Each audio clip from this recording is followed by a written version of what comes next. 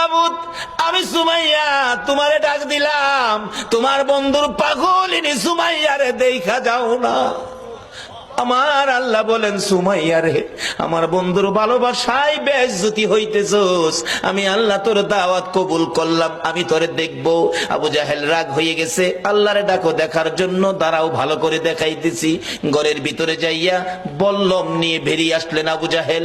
বল্লম নিয়ে এসে আমার নবীর পাগলিনী সুমাইয়া রে তল পেটের নিচে এত জোরে আঘাত করলো, সুমাইয়া চিত হয়ে জমিনে পড়ে গলাকাটা মুরগির মতো লাফায়, জিব্বাটা বাহির করে দিয়ে কান্দে, মাবুদ গো, তোমার বন্ধুর পাগলিনী সুমাইয়ার জীবন যায় গো, দাওয়াত দিলাম দেখা গেলা না।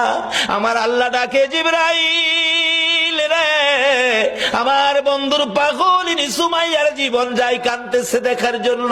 আমি আল্লাহ